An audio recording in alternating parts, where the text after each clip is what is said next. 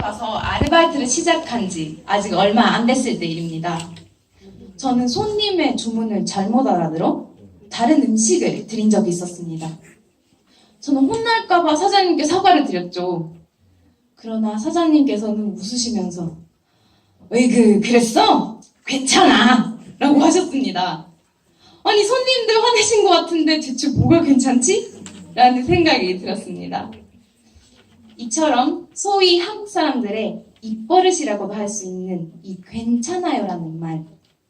이 말을 들을 때마다 저는 한국이 생각보다 제가 자라온 남미의 우루과이와 비슷하다는 생각이 들었습니다. 저는 국적은 일본이지만 어렸을 때 가족과 함께 남미의 우루과이라는 작은 나라로 이민을 갔습니다. 남미 사람들은 어떤 문제가 생길 때마다 No hay problema. 괜찮아. 아무 문제 없어. 어떻게나 되겠지. 하며 그 일에 대해 걱정을 하지 않습니다. 남미에서는 약속한 시간에 지각을 해도 괜찮습니다. 1시간 이내 지각은 지각이 아닙니다. 여러분도 개미와 배짱이의 동화를 아실 거라고 생각합니다. 그러나 제가 우루과이에서 들은 개미와 배짱이에는 뒷이야기가 있었습니다. 대부분 나라에서는 개미가 배짱이를 받아주지 않습니다. 그러나 우루과이의 개미는 아니 너는 노래도 잘 부르고 기타도 잘 치고 춤까지 잘 추는데 네가 있으면 참 재밌을 것 같아. 그래 괜찮아 들어와 라고 하며 배짱이와 함께 파티를 했다고 합니다. 이거야말로 제가 사랑하는 남미의 자유롭고 낙관적인 문화가 아닐까 저는 생각합니다. 그러나 저는 계속 한국에 살면서 한국의 괜찮아요와 남미의 괜찮아요는 근본적으로 다르다는 것을 느꼈습니다. 제가 실수를 했는데 괜찮다고 해주신 사장님께서는 나중에 저 대신 손님께 사과를 드리며 서비스로 계란탕을 하나 드렸습니다. 이것은 아주 사소한 일일 수도 있지만 저는 큰 감동과 충격을 느꼈습니다.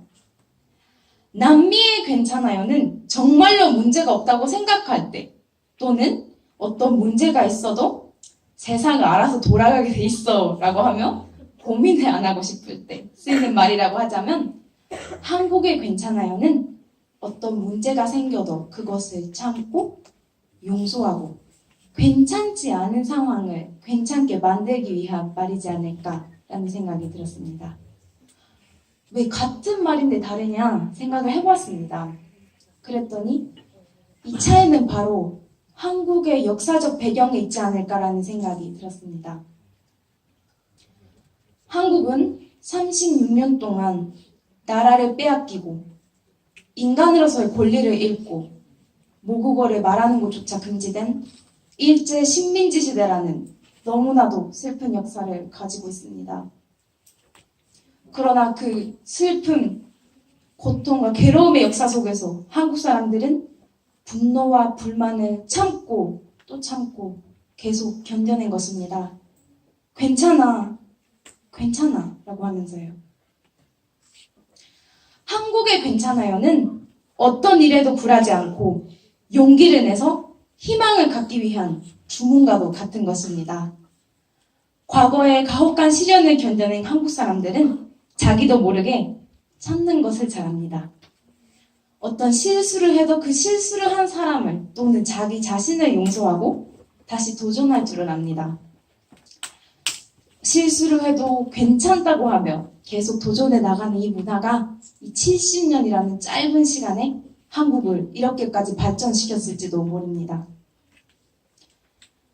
저는 제가 한국에서 배운 이 괜찮아요라는 사고방식은 이 문화는 저에게 큰 발견이었습니다.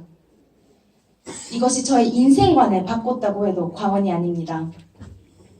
저는 이제 4학년 1학기를 끝내가고 있습니다. 이제 내년이면 졸업인데 취업은 잘 될지 앞으로도 한국에서 잘해나갈 수 있을지 걱정이 많고 불안하기도 합니다. 여러분에게도 걱정이 많이 있을 것입니다. 그러나 시련이 닥칠 때마다 기억해주세요. 이 위로와 용서와 결의의 말인 괜찮아요라는 마법의 말을요. 감사합니다.